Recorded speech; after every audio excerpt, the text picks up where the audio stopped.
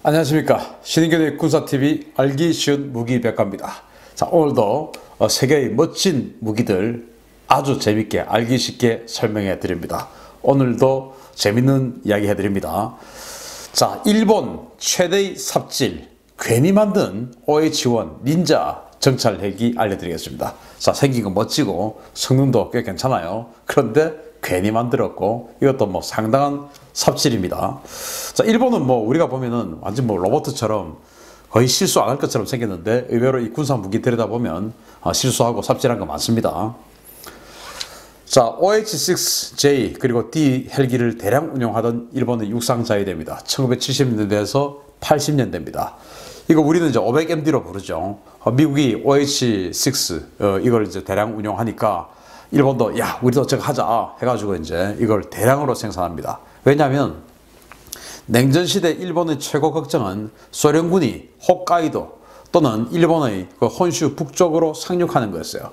그래서 일본은 북부방명대 그래가지고 일본 육상자위대의 주력 전력을 전부 홋카이도 그리고 혼슈의 북쪽에 전부 배치를 해놨습니다. 우리 같은 경우는 휴전선 근방에 다 배치를 한 것처럼 일본도 소련군이 일본에 상륙하는 것이 이제 제일 고민이었기 때문에 그쪽에 주력 부대를 다 배치를 했죠. 그러면서 이제 소련군이 상륙하는 거 아닙니까? 그래서 이 헬기들의 임무는 뭐냐면은 위에 떠서 소련군 상륙하는 상륙 부대들의 좌표를 불러주는 거예요. 그래서 이제 아군 포병이 여기를 때리는 겁니다. 그가 하는 좌표 표적 즉 소련군 상륙하는 것들을 정찰해서 그 포격을 유도하는 좌표를 불러주는 용도로 이걸 이제 대량 운용을 했습니다.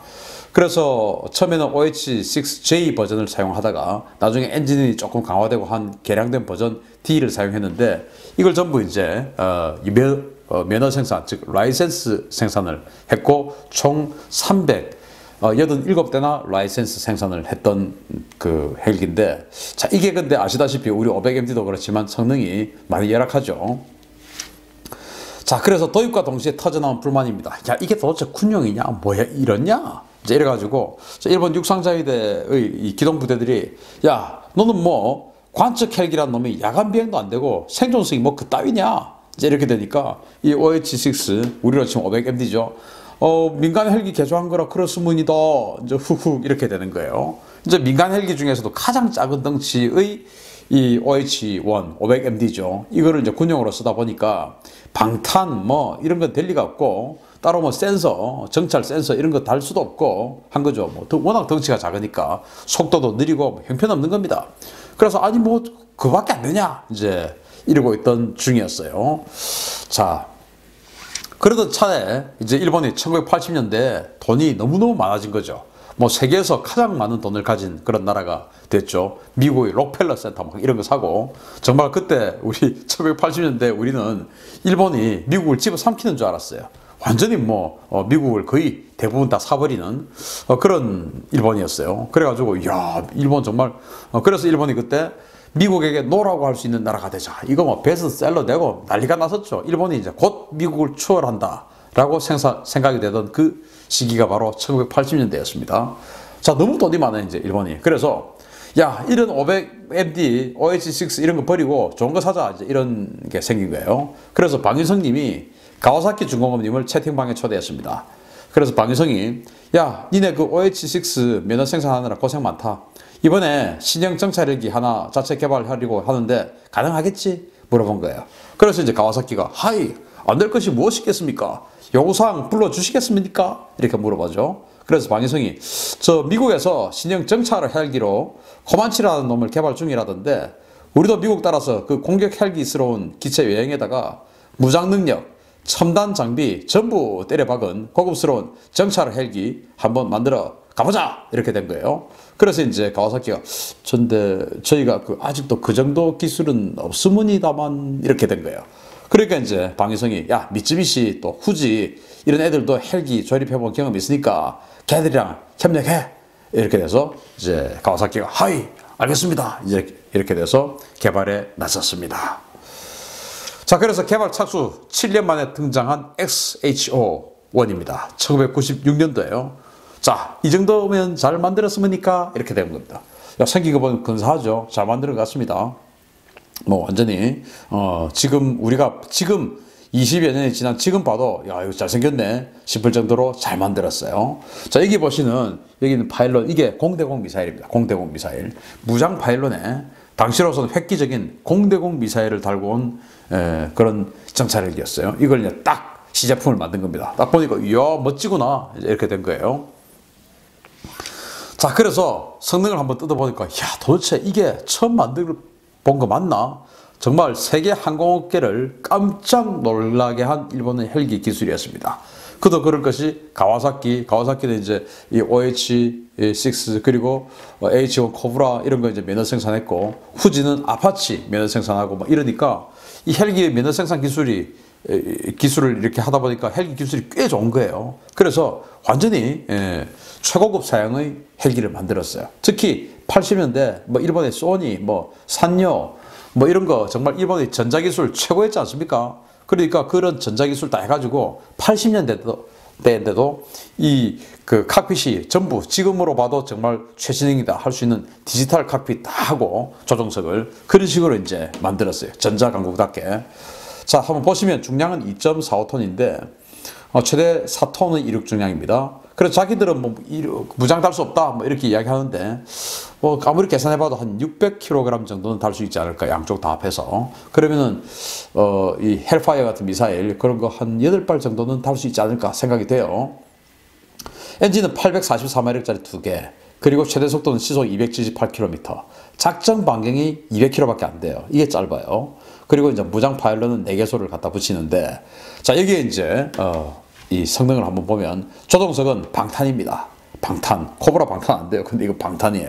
그리고 풀컬러 디지털 디스플레이. 이 1990년대 풀컬러 디지털 디스플레이를 만들었으니 얼마나 진보한 성능이겠습니까? 그리고 여기 위에 고성능 전천후 센서가 있어요. 적외선, 광학 다 되는 전천후 센서가 붙어가지고 언제든지 비가 오나 눈이 오나 구름이 끼나 정찰을 할 수 있는 적을 감시할 수 있는 그런 능력이 있고요.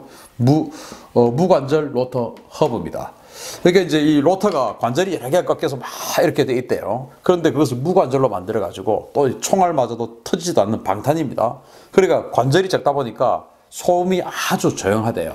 그래서 로터가 관절이 많으면 이제 이것으로 해서 소음이 많이 나는데 이건 관절이 없는 무관절이다 보니까 소음이 아주 적은 그런 로터. 그리고 자체 개발 엔진도 자체 개발했어요.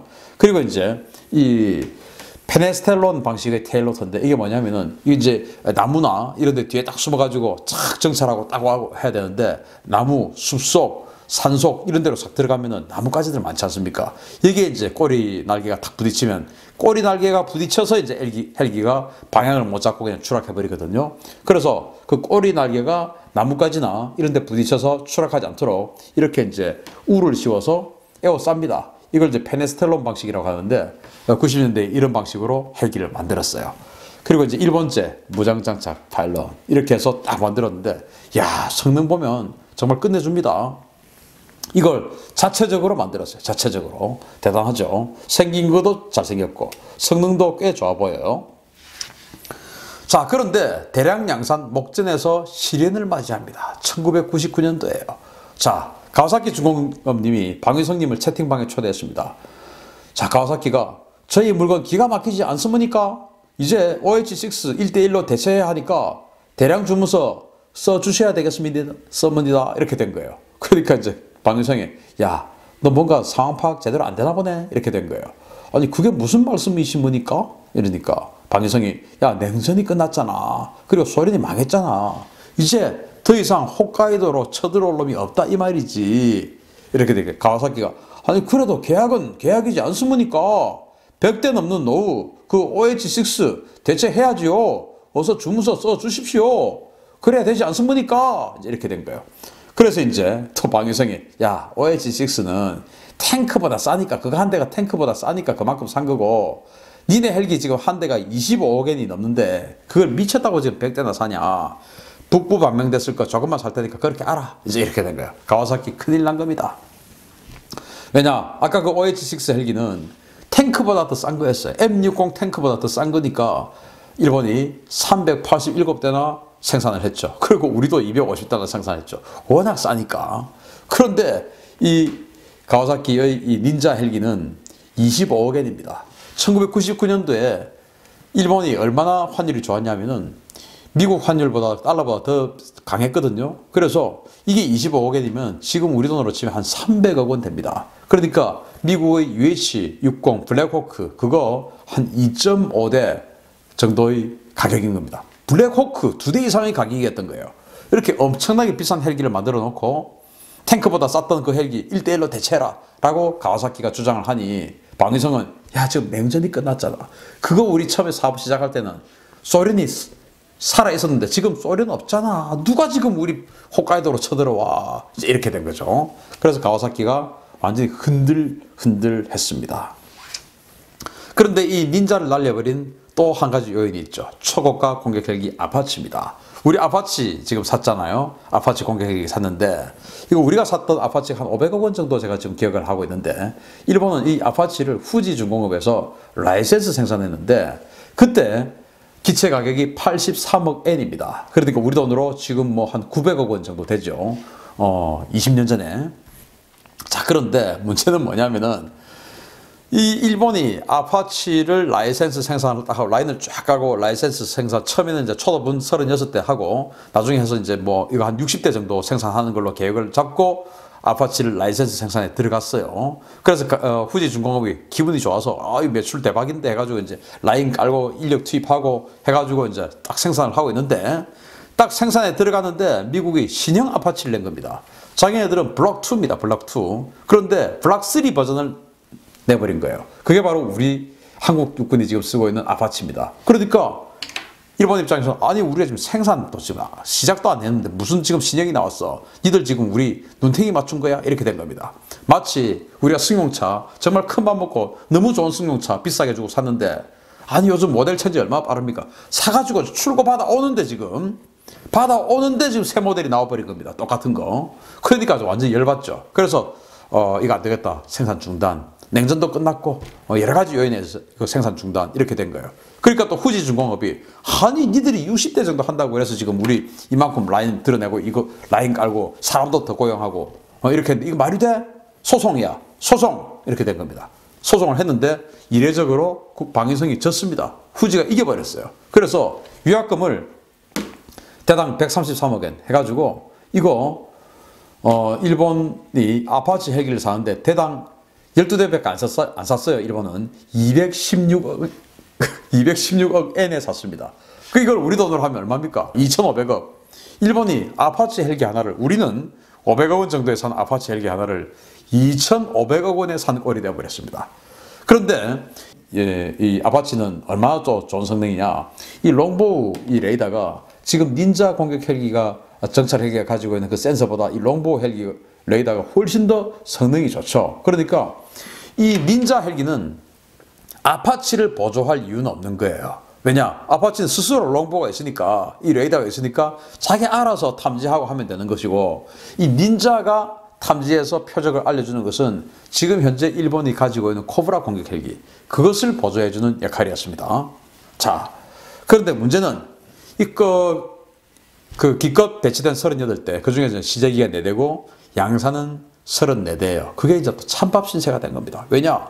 아니 아파치도 12대에서 중단. 그런데 아파치는 뭐 12대 중단이거나 말거나 간에 그 롱보우에다가 이 닌자의 이 센서보다 훨씬 더 성능이 좋으니까 닌자 도움 받을 이유 없어. 그런데 얘들이 이 코브라 공격 헬기를 보조해서 표적을 취득해주고 해야 되는데 그 코브라가 이제 퇴역을 한답니다. 후속 모델도 없답니다.